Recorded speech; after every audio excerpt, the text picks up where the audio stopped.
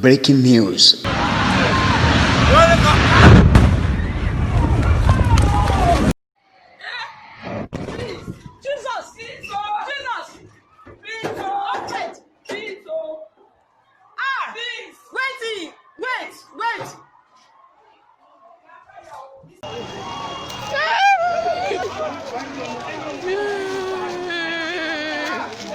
Gas explosion strike Iju community.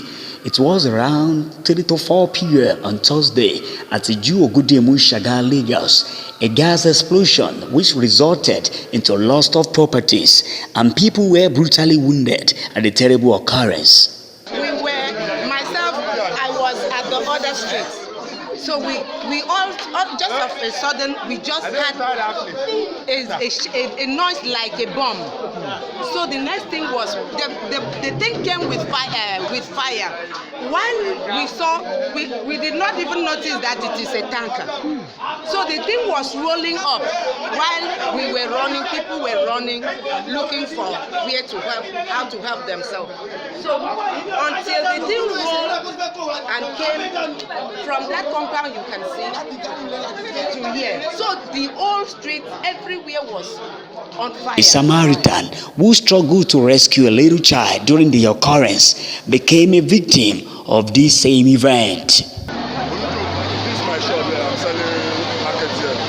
Then somebody just came, tell us that is exploding. So I was about to run to my house. Then unfortunately I get to my house. Then my neighbor that's selling market at my side now come and meet me. He's looking for his little child. That's why I now say let's come back and save the little child. That's why I now. A man who is a elder brother to the owner of X and Y event center, who eventually told us detail about the cause of the event. Ibẹ̀ ló fẹ́ já gáàsì sí ó ti gbé gáàsì débẹ̀ a máa bí pé ó fúlù bóyá bu àdónù àmọ́mọ́ iṣẹ́ ó fúlù kò fúlù ni wọ́n ń jà fún dírẹ́fà tó gbé wa ìyẹn ti bínú lọ ọwọ́ lọ pé another person kó wá gbé gbígbé tàbí another person wá gbé òun ló lọ rọ́ọ̀lù kìíní bẹ̀ yẹn tó ti yé yín sìn bí nǹkan ṣe gbogbo ohun tó lọ ń bẹ̀ kì í ṣe pé kìíní ló débẹ̀ táǹkì ẹ̀ ló fò yọ ló ba gbogbo lé jẹ lọ bẹ́ẹ̀ yẹn tó ti yé yín sìn so ọlùbà àbúrò mi ọlọ́dẹ kan mọ̀ ṣe pàtí ń bẹ̀ lé ní wọ́n mọ̀ ṣe pàtí ń bẹ̀ lé ní kí wọ́n bàjẹ́ ẹ̀wọ́n mi kò kàn ṣó mọ́ wọ́n ti bàjẹ́ kó tó di pé wọ́n dé àgàgà ọlọ́pàá wọ́n ti bàjẹ́ olórí burúkú wọ́n ti bàjẹ́ tani òní sáfún náà.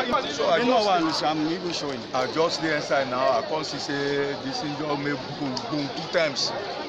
Ibi kan ní mọ́tò kan lọ́fẹ̀ẹ́ wọlé bí gáàsì ń bẹ̀ bóyá wàá yìí tì nǹkan bẹ̀ ní àríwá àwọn aráyè fún ọ̀bẹ̀ táìmù yẹn. So bí náà ṣe ọkọ̀ tó gbọ́ àwọn ojú kan lọ́kọ̀ bẹ́ẹ̀ bẹ́ẹ̀ táwọn ẹ̀rọ ara àwọn èèyàn tó ń dì náà nìyẹn. Èèyàn pọ̀ tó ń dì gan rẹpẹtẹ tí ò ní yé. ilé mi mo wà o ilé mi nìyẹn bẹ̀rẹ̀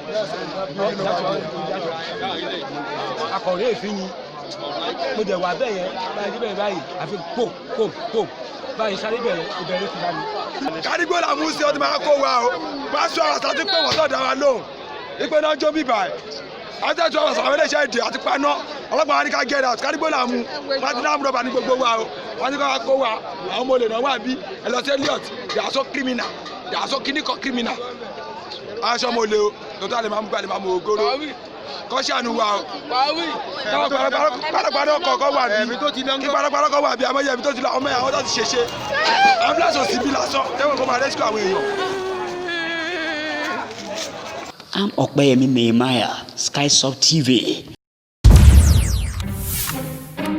Skysoft TV, every news.